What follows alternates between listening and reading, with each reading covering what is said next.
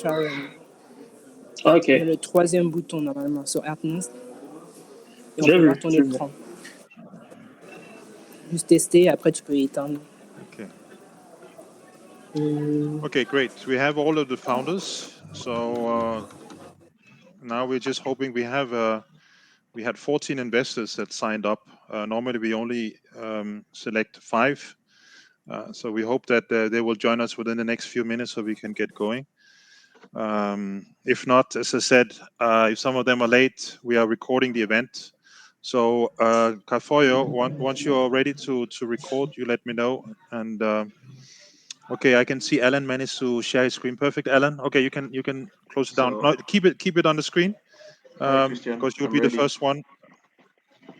Sorry, not the first one. I have to introduce the event on my side. So just a second. In a minute.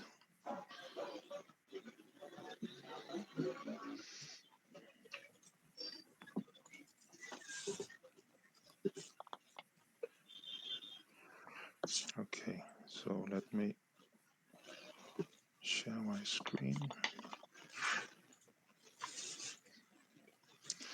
Okay.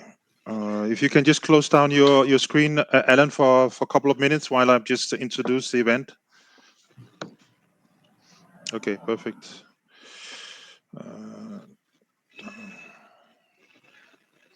Okay, Kafoyo, are you ready? You let me know once you're ready to record. Hi, Christian. Hi. I'm all set. I'm ready. Okay, so you just start the recording. Click on the box so you can see the whole screen on the recording. Otherwise, you can't read the text on the slide. Can I start? Yes, you can. Yes, you can. Okay, thanks a lot. Okay, so good afternoon, everyone. Impact Lions, Impact Enterprise owners and founders. Welcome to 4P Group's 4th e-pitching event, which goes under the name the Impact Lions Den, which is building on our Impact Investor Circle series, which has been running for the previous 4 years. My name is Christian Kinkombe, for those of you who do not know me already.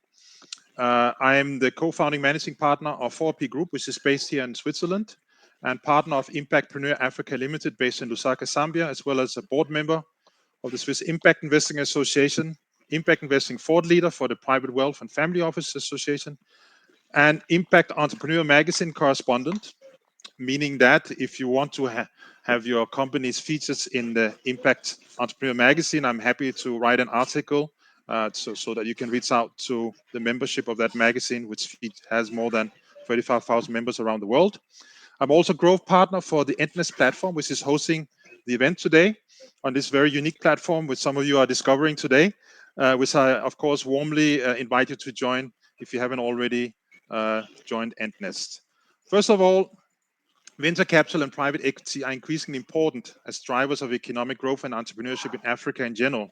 So why impact? Well, as the founders heard during the introduction of the SDG Impact Standards, which we carried out last week, the SDG Impact is 100% focused on the private sector to ensure that the private sector's contribution towards sustainability and the SDGs. So in other words, it's a recognition that in order to achieve the SDGs, we need the private sector and we need finance to finance the SDGs with private sector capital. So why do the SDGs and sustainability matters to these founders, businesses that we are showcasing today, and why now? We need the contribution of the private sector to achieve the SDGs as much as the private sector needs the SDGs. So for the private sector to contribute to sustainability and the SDGs as an external environment is also needed, where businesses continue to strive and survive in the future. For example, more than 50% of the global GDP depends on high functioning biodiversity ecosystem services. So from the more than 250 investment firms investing on the African continent, we have reached out to around 70 of those investors to ask them if they would like to be our Impact Lions and Lionesses throughout the series. For today's event, we are unfortunately not in a position to be selective in terms of choosing those, as we normally do, who have expressed an interest in at least one of the solutions being pitched today. Instead, we have opened up the invitation to other investors in our networks who have signed up directly to the event via the LinkedIn platform. Hence, if the investors displayed on the slide are present in real time, and would you kindly introduce yourself by your name, but also provide the name of the investment firm you represent? That would be much appreciated so that we know who is present today. Anyone would like to, Roland, Nabil, John, Simon, Bernice, Chris, any of you are already here from the beginning? Okay, I can't see them on my screen. So these are 5 of the investors that has expressed an interest in the solution. They have seen the pitch book with all of your solutions and signed up to the event. Abel Boreto, George Odo, Owen Namusi, Cyril BOUCHU, Peter, Justin Akpan. Are any of you present at the moment in real time? Okay, in addition to those investors, as you can see on the LinkedIn event site, we have also received an expression of interest from Martin Irungu from Founder Investments Ltd, Clive, Butkow, managing partner of Conducive Capital, and last but not least, Simone Cotto from Responsibility Investment here in Switzerland. Okay, so we hope that they will be there to ask you questions in real time as they had promised. But we'll start in order to stay within the 1 hour 50 minutes, since we're all busy and time is money. So so just very quickly, the rules that you have to follow is that we have invited those impact investors to join our panel of impact lions. They will listen to each of the pitches for a duration of maximum 3 minutes, and then I will ring this bell. I will ring the bell when there's around 30 seconds left of the 3 minutes, so that you're reaching the end. And then we'll have 2 rounds that will have a duration of maximum 5 minutes. During the first round, each of the 5 impact lines that we saw on the first slide, because it's first come, first serve, will ask 1 question. And then if there's any of those impact lines, there will be a second round where those lines that have the greatest expressed interest of one of the solution being pitched, they will have a chance to ask a follow-up questions for further elaboration. What we'll do differently today, since there are so many investors that have signed up, if they will join us in real time, we will allow some of the other investors that you showed on the second slide and that I referred to also to get an opportunity to ask questions, so that we increases the chances for the founders of hopefully moving on after this event with a second meeting with the investors. So finally, the Lions will decide public if they want to pursue this investment opportunity after the event. And doing the changeover from one pitch to the other, it should take a few seconds, maybe 20 seconds.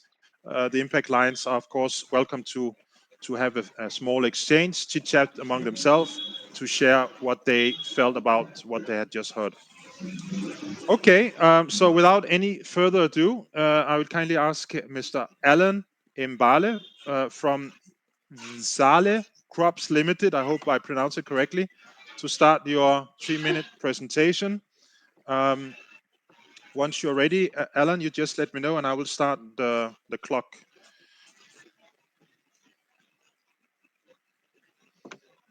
Allan, you can upload your presentation.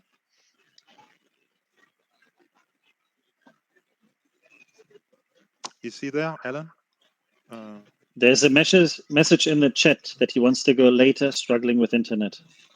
Okay. I think he has fallen off. Okay, that's fine. Okay, we'll allow him to pitch afterwards. So we'll start with Lidel from Cameroon, from Nal Cam. Lidel, if you will kindly upload your presentation, and then when you're ready, let me know and I'll start the clock.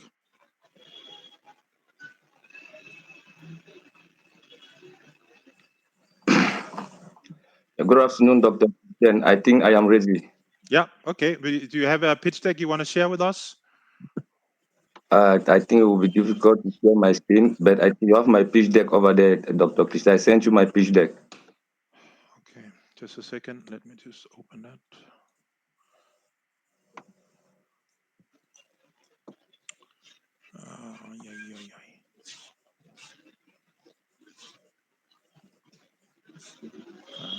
Okay, I did not put that in a folder. Sorry about that.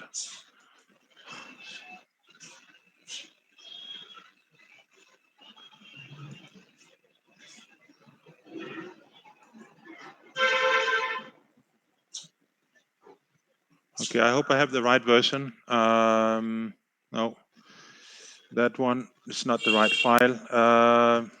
Okay, I don't know if you can. I think it's better you shared because that one I did not put that in the folder of all of the presentations. If you can just quickly upload yours. If not, if you don't have it, then I'll come back to you after this presentation. So can we maybe start with the Fanaka technologies? I will find your presentation doing that one. Fanaka technologies, can you please upload your Sure. presentation? Yeah, and then we'll start. Let me know when you're ready. Okay.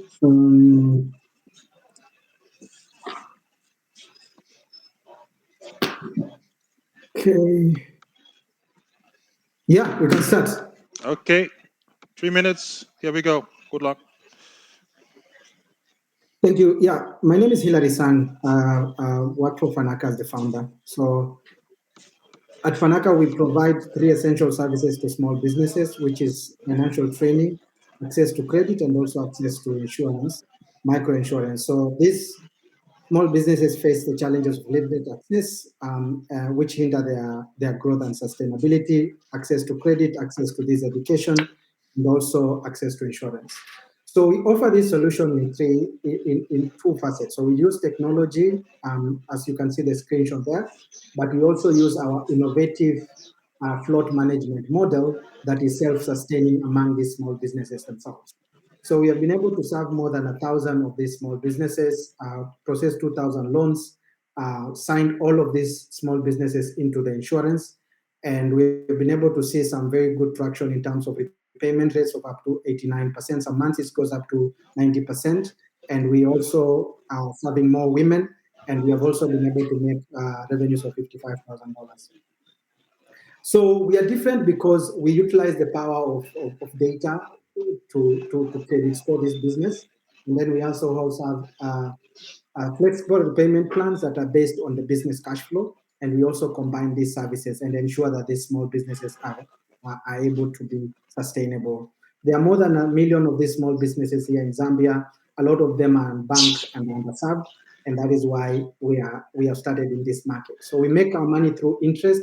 We also make our money through the admin fee. And we make this money at the lowest level. So we have field agents that we have deployed mobile apps to them that are able to make sure that they are deploying money and collecting and becoming sustainable by themselves. So we have been able to raise about $80,000. This is from bootstrap debt from bank, and we are making about 4,500 revenues every month, and our expenses are about $5,000. So we are looking for this money today to be able to continue building our technology and also support our operations. That is $250,000. That is directly equity or convertible notes. But on the scaling of to multiple other businesses, we are looking for $250,000. With 100,000 already committed to come in January, we think that according to our projections, we will be profitable next year. I lead the team. I've been working in the startup space for more than 10 years. Recently, I was the country director for Apollo Agriculture before starting Fanaka, and the other team members joined me from technical and also from operational side. And this is the entire team. Thank you very much. Okay, that was perfect. Hilary Sang, exactly 2 minutes and 55 seconds. So you even had a few seconds. Okay, so are there any investors with us who would like to ask any questions? If not, maybe Kafaya, you can maybe start by, since you're familiar with this solution as the first person.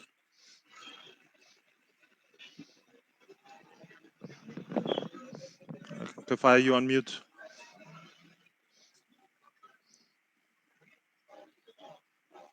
Kafaya? Yeah. Hi, Christian. Yeah.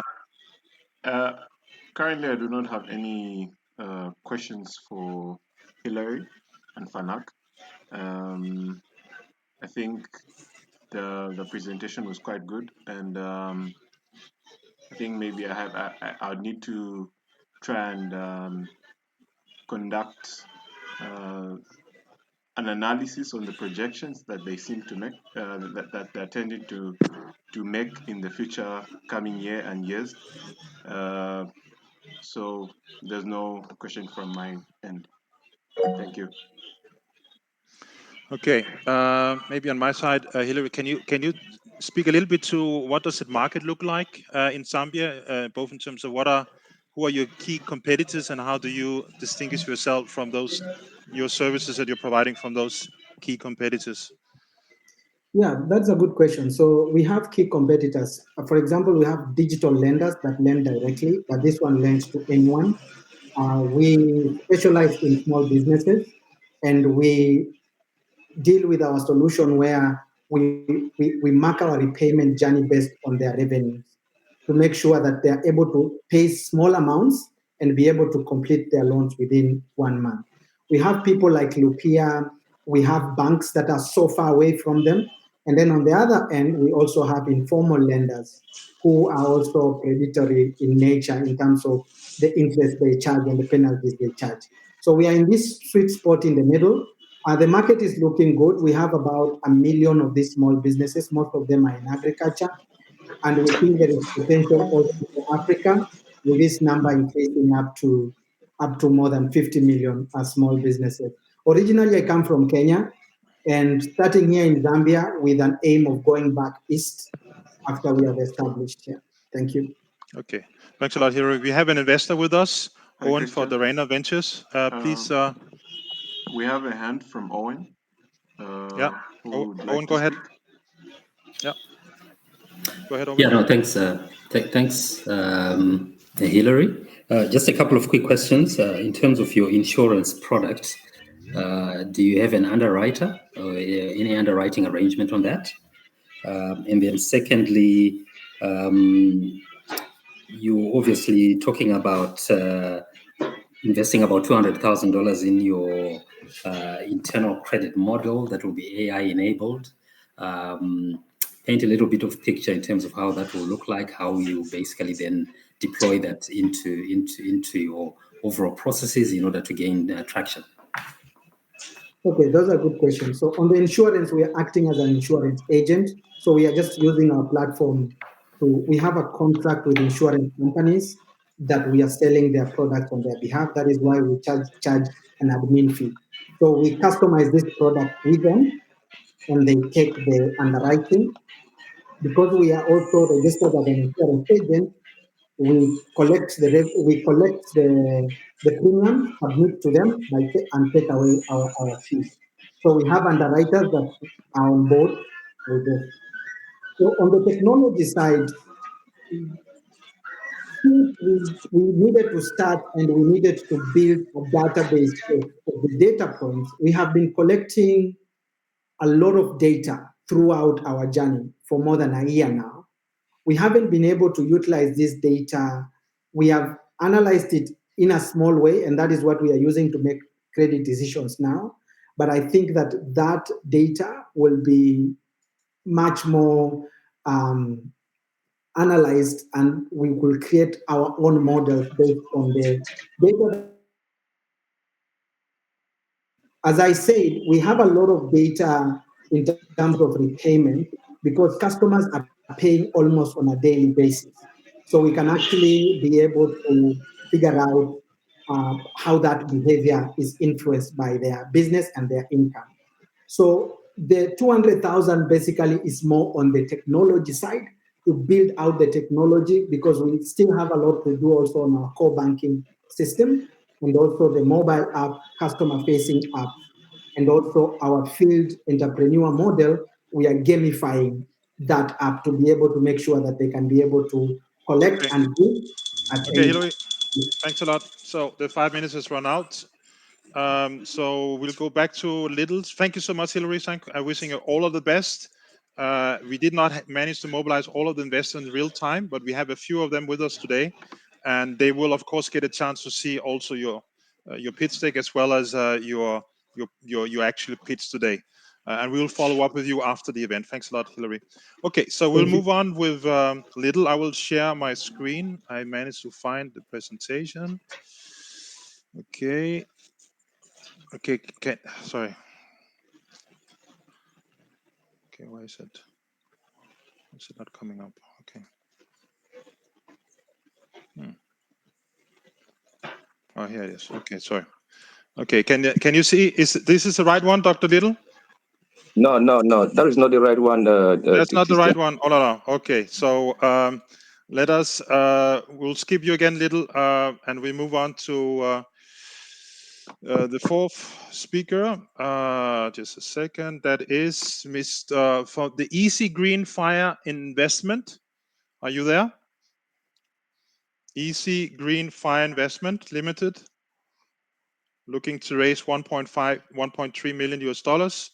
Septi, are you there? I saw him earlier. I don't know if he has the same problem, Lusak, as you have. Yes, I'm here. Okay. Would you want to share your presentation with us, or shall we share your presentation? You could share my presentation. Okay. Just a second. Where are we? We are here. Okay, so the fire. Okay. Okay, so can you... Sorry. Wait.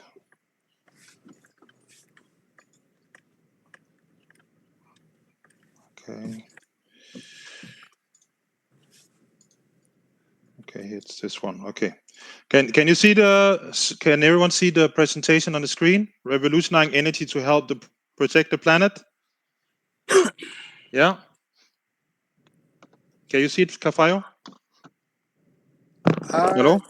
Yes, we can see. Yes, Okay, so I'm starting the clock now. Are you ready? No, Septia? I had shared a different pitch deck. This one is a wrong one. Okay, that's the only one that I have. Can you still speak to this one? Just in the interest of time. Okay, I can still speak to this one. Yes. Okay, thanks a lot. Okay, so I'm starting the clock now. Go ahead. Okay. My name is Septia Muhandu, and I am presenting Green Fire.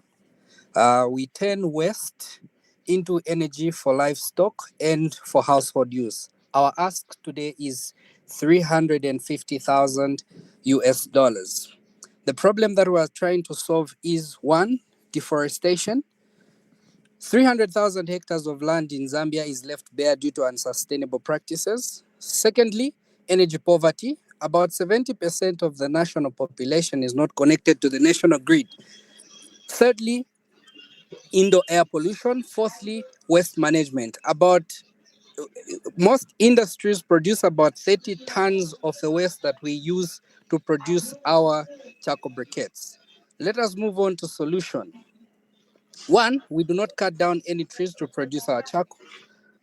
Two, our charcoal is affordable. Even people living under $1 a day can afford it. Three, our product does not produce smoke as it burns. Four, we are managing waste. Let us now move on to traction. Greenfire was registered in the year 2022, and we have the following documents registered to us. We have business certificates. We are also registered with Zambia Bureau of Standards, so as we have done our tests. We have the following notable clients: Mikma, Livestock, Ross Breeders, and Modern Bazaar. Let us now move on to market validation. In Zambia, we have about 1 million poultry farmers, and these make up 79% of our clientele. Let us now move on to competition. We have the following competitors: 1, Pyro; 2, My Solar Zambia; 3, Biogas; 4, Charcoal Sellers. Let us now move on to revenue model. We practice B2B and B2C. And now let us move on to current financials. This year alone, So far, our revenue stands at $38,659. Let us now move on to post-investment projections. We intend on producing 400,000 fire blocks, which we'll sell in the first year. And then in the second year, we increase this by 20%, then 35% in the third year, and then we increase it by 50% in the fourth year. And in the fifth year, we'll remain at 50% because other key players would have gained market share as well. Our team comprises of myself, who's the CEO, Hilda Nakatunga, who's the chief engineer, Anton Chamba, the accountant, and we have Njimunya Chizanda, who's the production manager. Thank you. Okay, perfect. Remember, when I ring the bell, it means that you have around 15 seconds left, so you managed to do it just within the 3 minutes. Okay, great presentation, great products. Do we have any questions from our investors? Anyone would like to kickstart the 5 minutes of Q&A?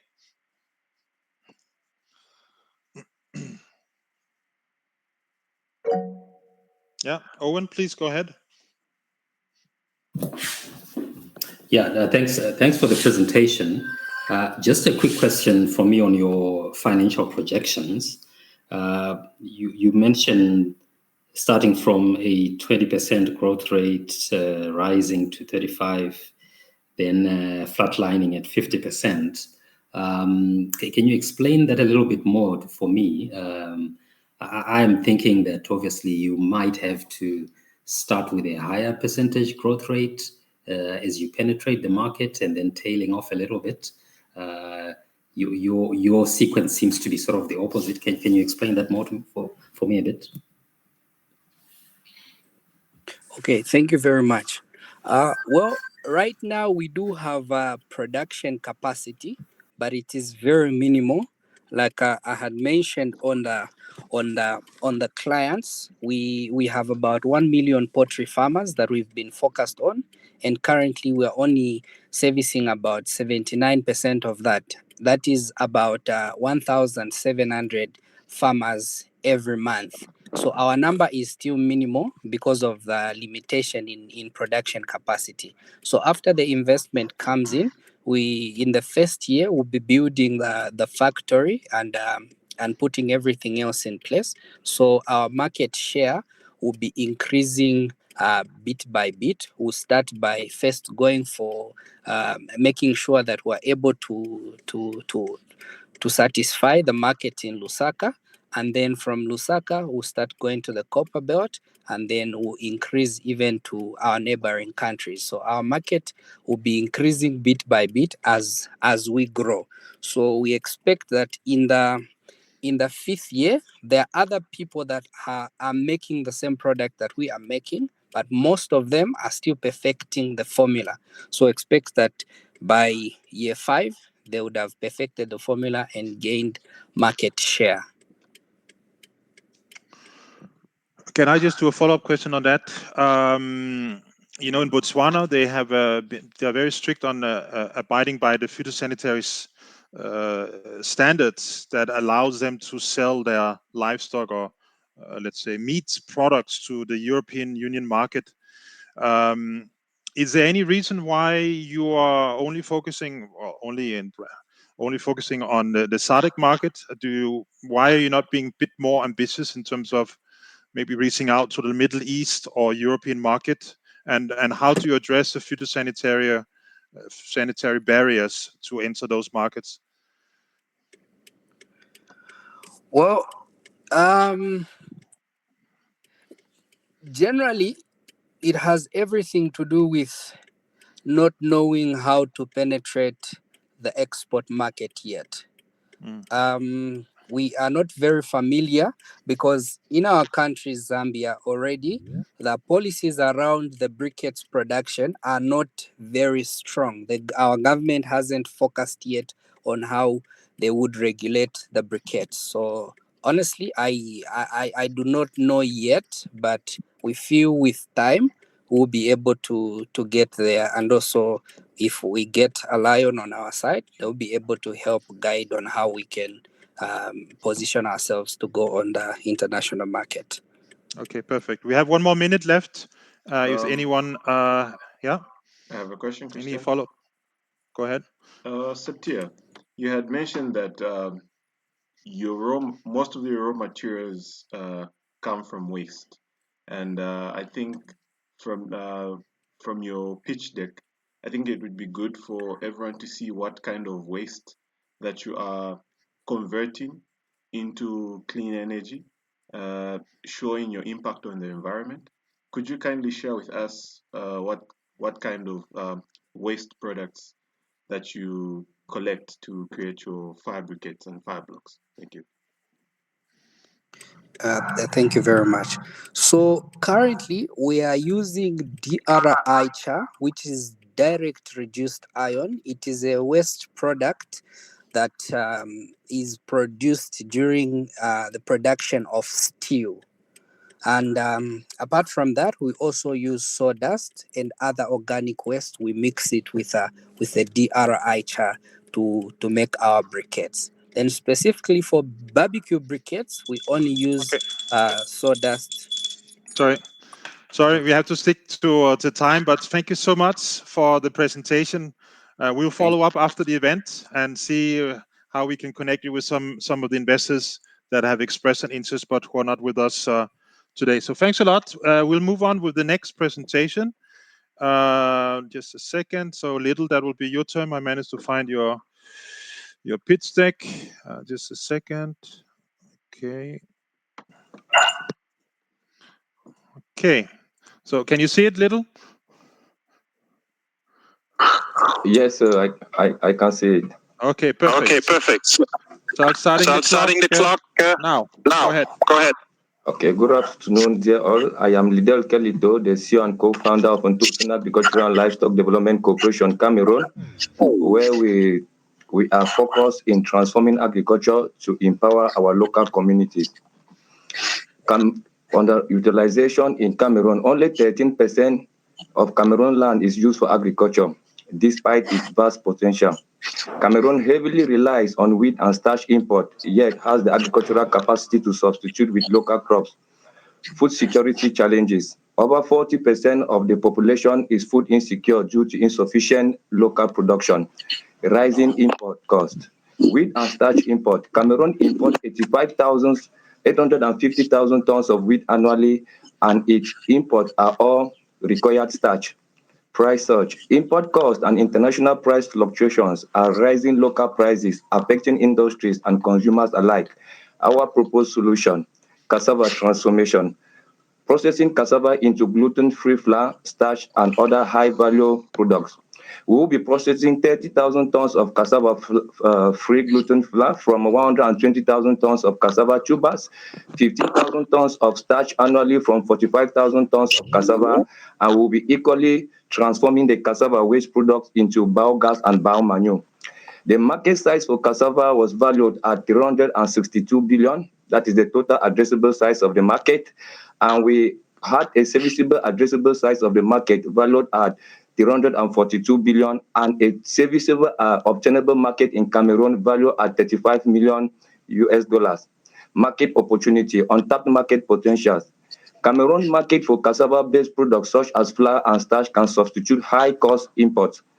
Global market. Gluten-free products and organic foods are growing globally, offering export opportunities. Government support. National Development Strategy. The Cameroon Government Plan 2020-2030 focus on reducing import dependence and enhancing local agricultural production. We'll be putting forth in the market cassava flour, cassava starch, pet food, white and yellow gari, which is highly consumed in Cameroon.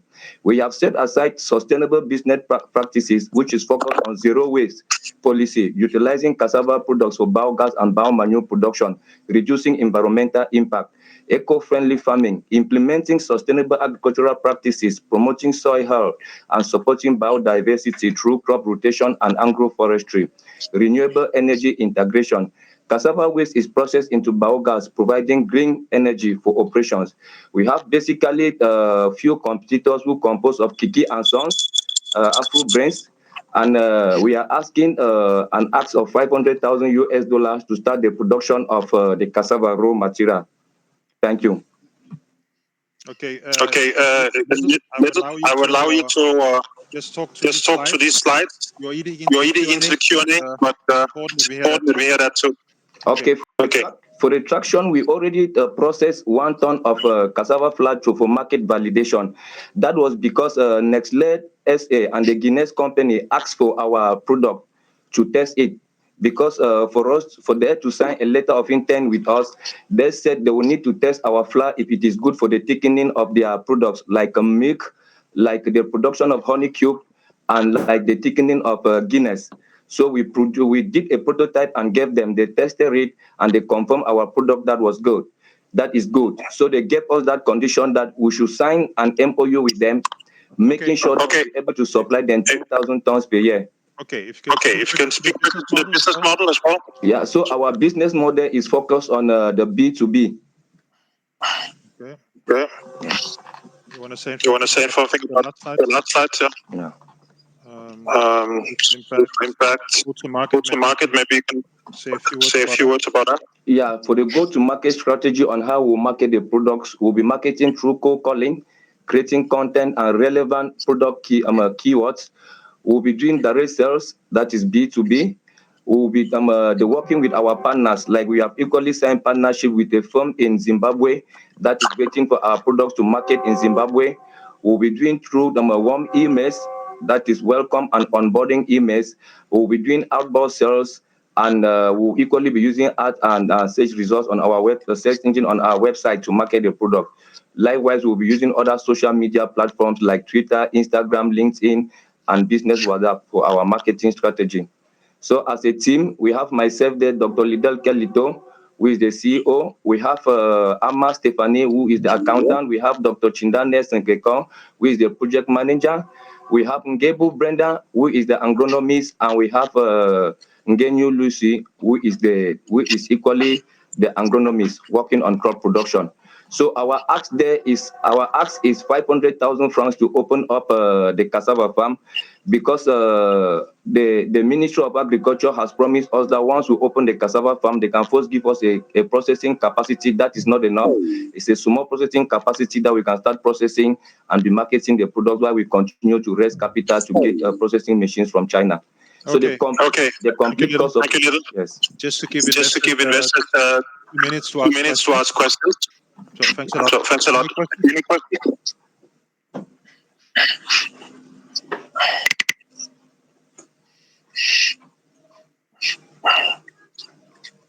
Okay. Can you speak a little to okay, Owen, please go ahead. Thanks for the presentation. My quick question is regarding proof of concept. I know you spoke about engaging some corporate businesses, the suitability of your product for them. What is the timeline looking like? How do you see that market expanding once you review product? Pardon, sir, I didn't get you well. I'm saying in terms of your concept or product, how quickly do you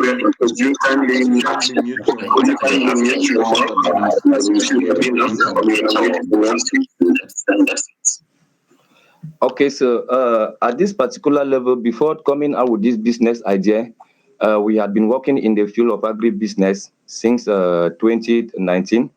That is, we started in 2013 as a common initiative group, and in 2019 we decided to form it, to turn it into a private limited company.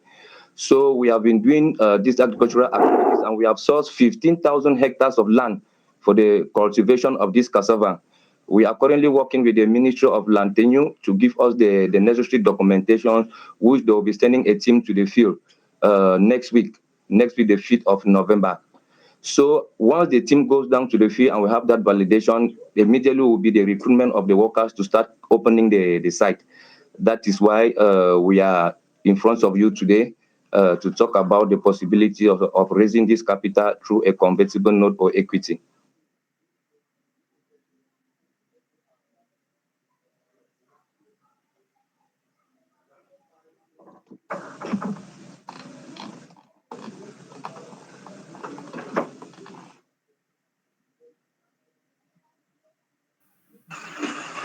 I think you're muted, Christian. Yeah. So Johannes, someone has a question. No. Okay. So Lidel, thank you so much for the presentation. We'll come back to you after today's event. Thank you very much, Christian. Right. Okay, we'll move on to the next presentation. So we are now asking the owner of Shanxi Insect Farming. You see here, Shanxi Insect Farming.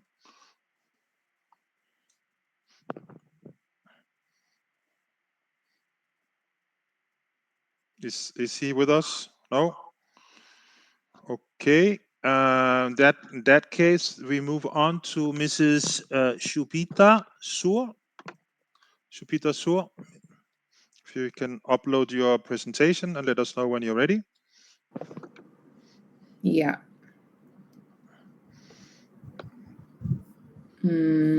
Sorry, just a second here. Yeah.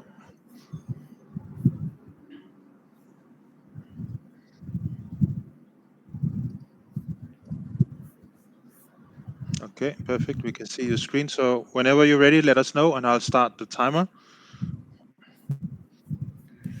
Okay. Hi, my name is Shobhita Soor, and I'm the founder and CEO of Legendary Foods, where we are on a mission to produce Africa's most ecologically sustainable, nutritious, and affordable meat called palm larva. So as we all know, meeting the demand for protein is a big problem because there's insufficient production. Most of it is imported. It's not accessible from a cost perspective. It's depleting the Earth's resources. And at the same time, we do know that animal source proteins are culturally valued. And so we believe that a key problem to this solution is actually advanced insect agriculture. So we have chosen to focus on palm larvae in specific, for which there is a massive human food market. Palm larva is extremely versatile. It's consumed across 3 continents in Latin America, Africa, and Asia. It can be used in a variety of ways as a protein ingredient, center of the plate. Can also make money from its byproducts, such as the waste for farming or chitin for industrial applications. So thus far, my team and I have really been focused on building the biotechnology for how to farm palm larvae at scale. And we have also launched, we have also launched 2 products with the palm larva in it. So we have a biscuit as well as a condiment product where we have replaced milk powder and shrimp powder successfully. And now we're looking to make the transition from B to C, where we've included the palm larva as an ingredient in our own products, to selling it to other food and beverage manufacturers that are extremely excited and interested by the opportunity to use palm larva powder because it localizes their supply chain, it makes their products more accessible, and it also makes the products more nutritious, so they don't have to add as many things to it. So we are currently active in Ghana, and we are we are raising a round of $800 to $1 million, which is a mix of CapEx and OpEx at a $6 million pre-money valuation. And we've been able to raise half of it. So we are looking to fill the remaining half. And with this money, we will be scaling up the production of our own 2 products, so our cookies and our chateau. And then beyond that, we'll be investing in product development, business development to transition from the B2C to the B2B, with our sights on Nigeria and Congo next. I'm happy to take your questions. Okay. Thank you so much, Shobhita. This was perfect. Just had within the 3 minutes. So we open up the floor for questions. Anyone want to ask any questions of our investors who are present? I can't see the screen for some reason. Owen, please go ahead. Yeah, thanks, Shobhita. Interesting product. What is the size of the market for your product in prospect? Obviously, you're essentially blazing a trail here. So I'd want to know what really is the size of the market for your product going forward. Yeah, sure. So when we look at palm larva consumption globally, we're looking at a market size of well over $1 billion. So I'm talking about people that are already consuming it. We've gotten to that number by taking estimates around the consumption per person in the regions, in the countries where palm larva is consumed. However, really, the markets that we're going after are milk powder, shrimp powder. Those are really who we see as our competitors as we grow the protein ingredient side of our business. And so those are, obviously in the several billions of dollars. Yeah. Okay, maybe just do a quick question. So you mentioned that as part of your scaling strategy, you're planning to move into Nigeria. It makes a lot of sense since you're in the same regional economic community, but you also mentioned Congo. You want to elaborate on that, and why do you restrict yourself just to those two? Admittedly, large market given the demographics, but maybe you can explain the reasoning behind that. Yeah, sure. So Congo is a pull market for this product. It retails for up to $30 a kilo, and which makes it very both market aligned and mission aligned. It's seen as very much a delicacy. Our pilot cost of production is a fraction of that. So we really see the opportunity for us to make protein and animal protein, highly nutritious protein in particular, more accessible to the masses. So yeah, it's really a market-driven question. Yeah. In Nigeria, they have South African supermarket chains like ShopRite. Do you have already any off-taker agreement with supermarket chains, or how do you intend to sell these products? For which channels? Yeah, we currently sell our products in many modern trade outlets in Ghana already. So the fortified biscuit with the palm larva, the condiment with the palm larva as well. So we sell it in Melcom, which is the country's largest retailer. Sort of a competitor to ShopRite, if you will. Yeah, so that's what we have right now. And we do have an MOU with a large food and beverage company in Nigeria as well. And with Congo, yes, we're building pipeline. We're definitely looking to go mass market, which would mean open market, so distributors as well. Okay. Any further questions from the investors who is in the audience in real time?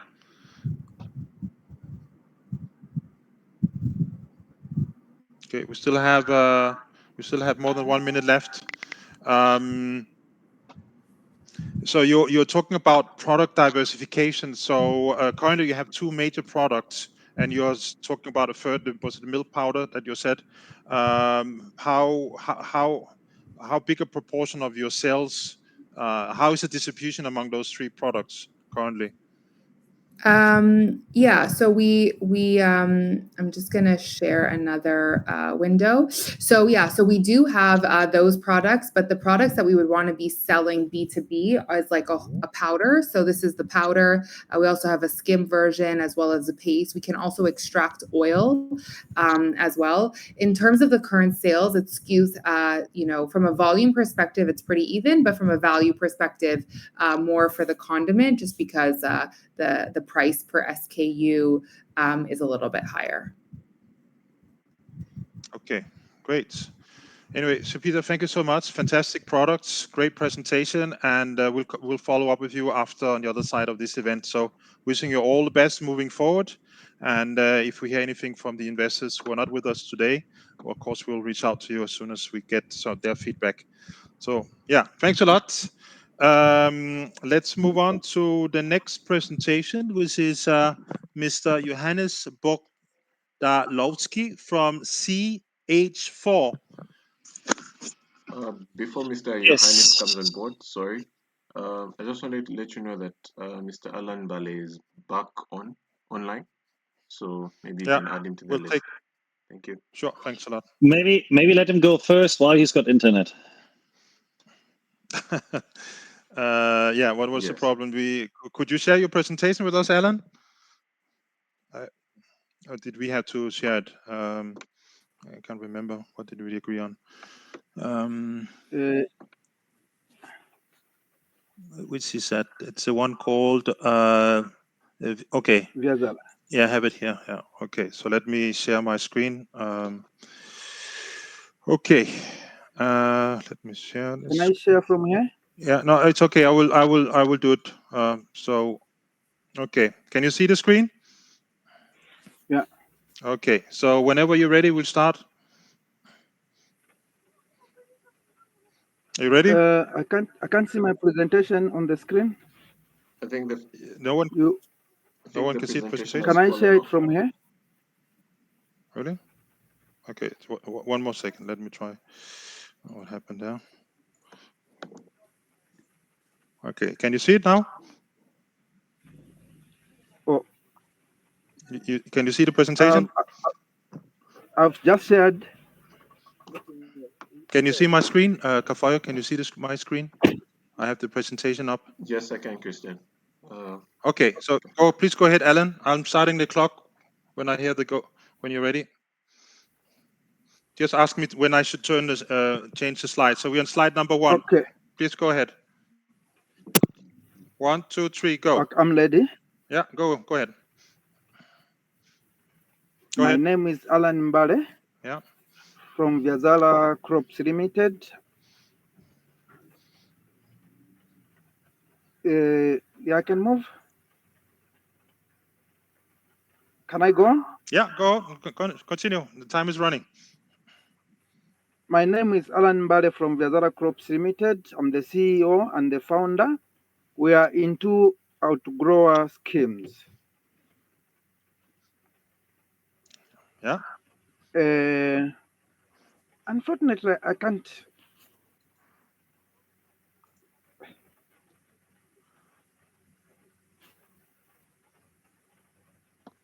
Sorry. What's the problem? Sorry. Can you see the screen, Alan? Alan, are you there? Okay. Okay. I need to. All right. Johannes, I think you'll have to step in there. No worries. No worries. Yeah. No. All right. I know the feeling all too well. Okay. Yeah. So I shall not have a presentation for you. However, I will share a full deck afterwards for distribution if so desired. Yes, please. All right. Okay. Cool. I'm starting now. So, 3 minutes. Go ahead. Yeah. So I'm the founder of CH4, a Cape Town registered company. We will develop capacity for the production of alternative fuels, particularly for the maritime market, by farming seaweed in ponds on land along desert shores, providing the biomass to produce bio-LNG and the biogenic CO2 for e-methanol. Capacitating therewith the market for green hydrogen to produce anything else but ammonia. The solution is already pre-audited pre-certified for ISCC EU certification. That means we've got for European maritime companies the planning security for the ETS system up until 2050. With a carbon savings of 85%. We are talking already about offtake with companies, with shipping lines. And we have started full-term production in South Africa in a field test. Our pilot farm is in planning in a separate entity. So we're looking for 800,000 euros to mature the company. And crucially, CH4 will only be a development manager and the technology holder. So the CAPEX heavy money will be in separate entities. so that the dilution on CH4 from here on onwards will be minimal. And I'll leave it there for now. Okay, so here we are talking about a really, really early stage company. Can you tell us a little bit about? Okay, so you're still at the field testing stage. So when do you expect this testing period to end? Not to end, but to deliver successful results in January. So we've already burned. 2 weeks ago, we burned the first seaweed-made biogas ourselves. So that is ongoing. But we're expecting the pilot phase, the revenue-generating pilot phase, to go live in 2026. And full-scale production, we are looking at 2 times 160,000 tons of fuel annually by the end of decade. Okay, and your main off-takers are the big maritime shipping companies. Is that correct? That is correct, and we also for this have pilot status with the IMO already, who were the party that funded the ISCC pre-certification audit. Okay, interesting. Any other questions from investors in the room? Yeah, Owen, please go ahead. Yeah, your ask is 800,000 euro, and you mentioned that there are separate vehicles that will carry,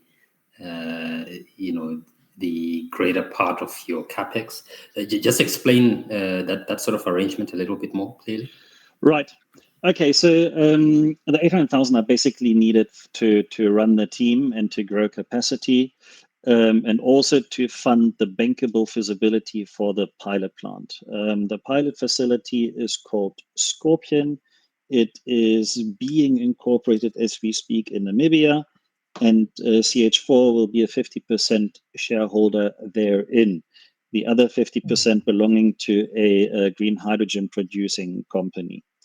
And so even for full-scale production, CH4 is more likely to develop and operate plants that will then be their own entities, and we will collect management fees, if you want to call it that. Right. So the potentially even patent, but certainly technology will lie with CH4. And the engineering and management capacity will lie with us, and the capex and direct revenue generation with the other entities. Okay, just out of curiosity, I was looking at a port project in Namibia from some years ago. Quite interesting project. Why do you decide to put the facility in Namibia and not in South Africa? What are the advantages of that? Multiple. The majority, the big thing is Namibia is moving fast and facilitating a green hydrogen industry, whereas South Africa has the government-owned Transnet has a monopoly on the key site. Mm-hmm. And it's not helping a quick facilitation of development. Over and above that, the partners that we found in the green hydrogen already had secured land and a partial EIA already in Namibia, and we fit onto the land, and they produce hydrogen at the amount that our pilot will produce biogenic CO2, so that it's a pretty perfect match as it was. Could you just say, we just have 2 minutes left, could you talk a little bit about what are the potential market size of this new methanol, knowing from my conversation that I'm from Denmark, as you know, so Maersk is already converting some of their ships into using this fuel. How do you see the market growing? So a single ship, any single ship, requires around 100,000 tons of fuel per year, rough average. And of those ships, we've got some 50,000, right? I think the global fuel market is in the order, just for maritime, the fuel market is in the order of 300 million tons of fuel, each one being traded, each of those tons being traded somewhere between 500 and 1500 US dollars. So you can pull that number, but it's a highly fluctuating and dynamic market, however, with a very clear growth curve, right? Over and above that, however, the LNG, the bio LNG, can be used as any other LNG, so we are not limited to the maritime. And ditto for the methanol, because our biogenic CO2 might just as well be used to produce sustainable aviation fuels. So we could just as well pivot to other fuels.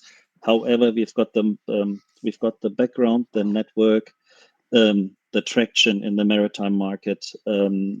So that's why we are focusing on that, but we're not bound to it. Yeah. One last burning question to this fascinating and very important solution for our climate change challenges, given the fact that the maritime industry is one of the biggest contributors to global warming. Any questions? Last question, burning question. Yeah, maybe just a quick one. I mean, why seaweed? What is the unique advantage of seaweed? Yes. I can grow seaweed on desert land, on non-arable land, where I have got no civilization pressure, no heavily important natural biomes or anything. The seaweed is indigenous in all the areas we have identified. And I can grow it all year round, so I don't need to stockpile, which is a big issue for other biogas solutions, right? And I don't need fresh water. I can run it on seawater only, which again, when in desert, is important. The list goes on. The deck will speak to this. As a matter of fact, we've got a whole slide on a lot of reasons why seaweed is such a beautiful solution to this.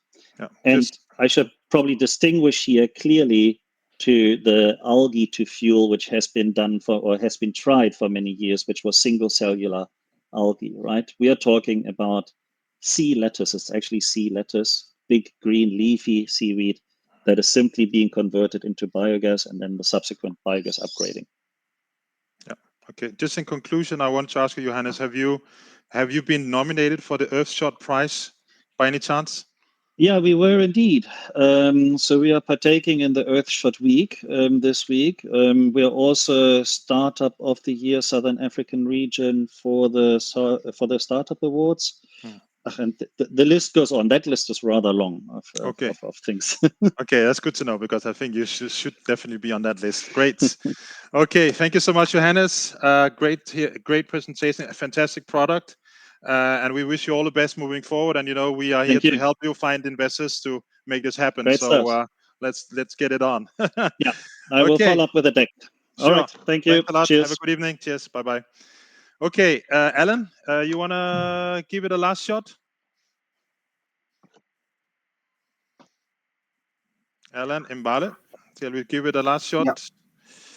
Okay, I have the presentation here. Let me just share my screen. Hopefully it would work this time. Hi, Christian. Allan had written that he would prefer to share his... It's okay. Okay, he's welcome to share. No problem. If you can share, please do. Go ahead, Allan, to share your screen.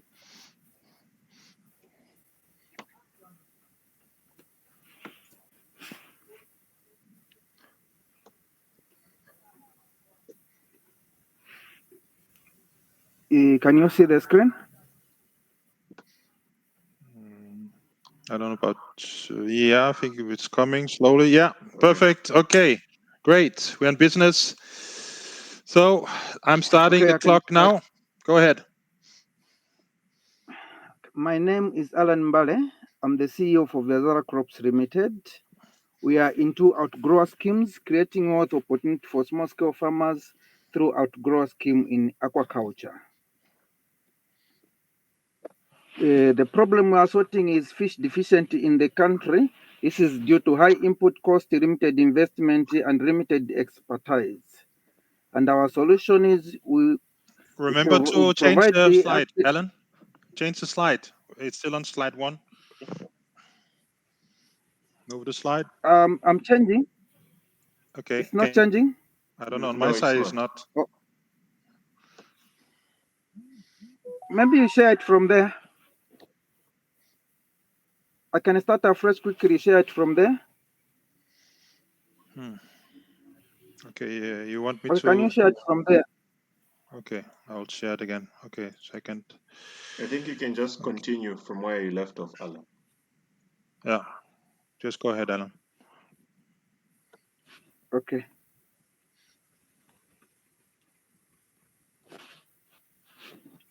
Okay. The problem we are sorting is fish deficiency in the country. This is due to high input costs, limited investment, and the limited expertise. Our solution is input access for farmers, expert training, and provide fresh fish targeted customers.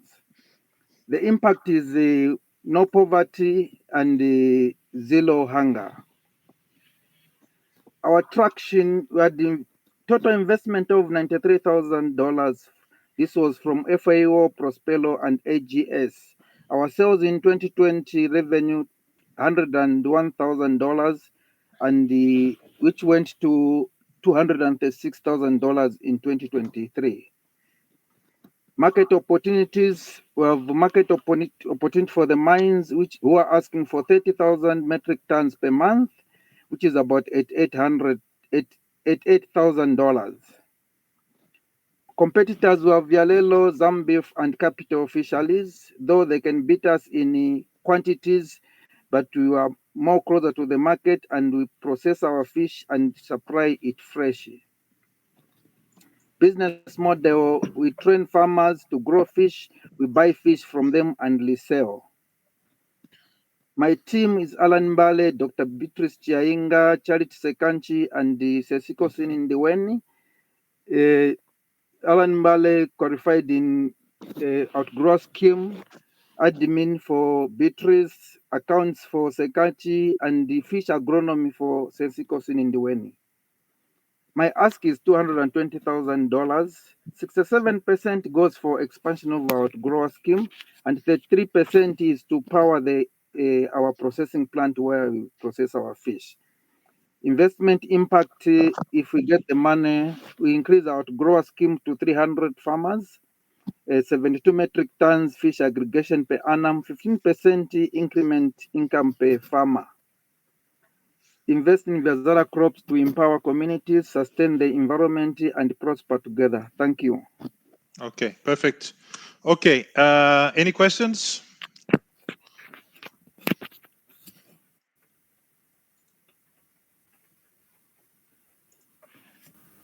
Maybe just a quick question. What is the nature of your competitive landscape in your markets there? The competitive landscape, maybe clarify it. Who are your key competitors? Obviously, you are producing fish, you're putting fish into the market. I would imagine that you've got other alternative sources of protein in the same market, competing for the same customer base. Okay, as I mentioned, the main one is Yalelo, Capital Fisheries, and imported fish from China. But locally here, it's only other small-scale farmers who are not under my scheme. Maybe I could also elaborate on that. So what are there any current risks associated with this outgrow scheme, as you've seen in other cash crops, that the farmers, let's say those fish farmers, so to speak, they might sell off to some of your competitors? How do you protect yourself from this side selling? Okay, what I do is I put my farmers in clusters. So like every 20 farmers, we choose one area, whether there are 40, but one cluster is minimum of 20 farmers. So they are managed in one area per cluster, so that there is security for side selling. Okay, great. So in terms of market, so you're currently focusing on the Zambian market. into right? Is that well understood? Yes, the market is quite high because even on open market the fish has a very high demand, but the targeted one, which I can't even meet at the moment because they're asking for 30,000 metric tons. This was negotiated because they want the mines to get local supplies before they get fish from outside or from any other province.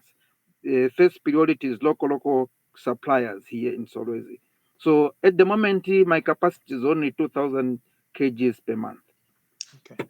And you mentioned the cold chain. So how do you power the cold chain to avoid the risk giving the power outage in Zambia?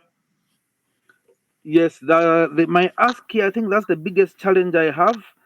That's my ASCII 33% is going to solar system energy, which I want to put it to resolve the load shedding issue.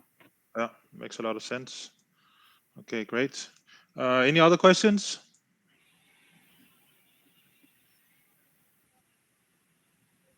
If that's not the case, Allan, great to see that next time I come to Lusaka, I'll be able to get some great fish from with high quality products coming from your fish farm. So wishing you all the best moving forward, and said we'll come back to you after today's event. Thanks a lot. Thank you very much. Thanks. Okay, so now we move from Zambia to Cape Verde. Yannick, over to you. Yes, I'm here. Let me share my screen. Hold on. Can you?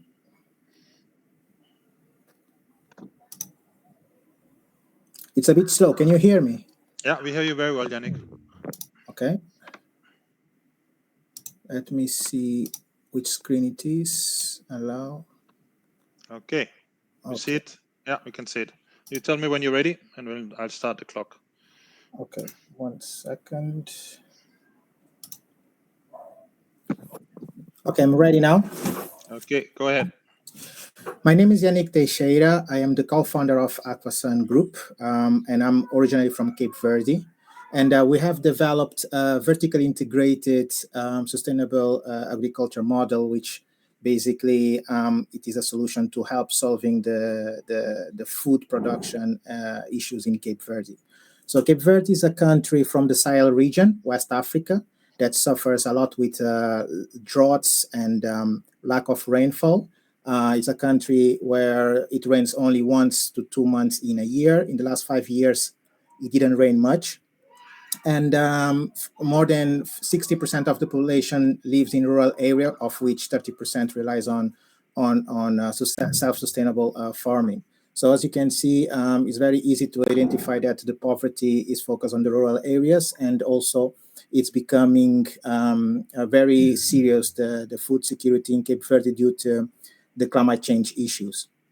And our model is basically is based on the water, energy, and food nexus, on a kind of circular economy where we want to use renewable energy, mainly solar and battery storage, to power desalination plants, from to use seawater to do environmentally controlled greenhouses, so we can improve crop yields and reduce water consumption to the maximum. The solution that we have created will allow around 75 to 80% usage of renewable energy to produce water at a very cost-effective way, and this will create an opportunity so we can produce foodstuff around 25% lower than the importation costs. So Cape Verde is a country that imports more than 90% of all the foods they consume, and considering the island landscape and the high costs of shipping and all these features, so food is very expensive in Cape Verde. Also, energy is Cape Verde is a country in Africa with the highest energy costs. So therefore, we tend to use this solution to mitigate those issues. So the project is designed in 3 stages. This is a greenfield project, stage 1, so that we can do the proof of concept and show to the investors that the model works in Cape Verde, because it has never been done in Cape Verde as a country. And so we can scale up to different stages. And the idea here is to produce fruit and vegetables to be certified foodstuff sold to the market. The first project, the phase 1, we want to build just 2 greenhouses of 1,000 square meter each, and use also a small plot of farmland that we can grow crops to prove the model. We can create 12 jobs starting now, of which 80% will be women. And due to the nature of the technology, it's not a heavy workforce needed, so we can empower women in the region as well. The idea here is that we can scale up to the second stage, where we have already commitment from African Development Bank and Emerging Africa Infrastructure Fund, which requires bigger tickets, and also equity investors that are not into greenfield projects, but they are looking more to brownfield projects that they can take over. So we have already secured 182 hectares of land, of which we will use just 1 hectare for now. And the project economic returns are very interesting, knowing that our financial model, which is unique, adjusted to this model, has been also audited and validated by PwC. We are seeking 600,000 euros for the first phase of the project, of which we will bring 305 euros ourselves, and the rest will be sourced through a local bank. Any questions? Yeah, can you go back to that slide, the previous slide, Yannick? Yeah. I mean, the first thing that comes to mind when I look at it is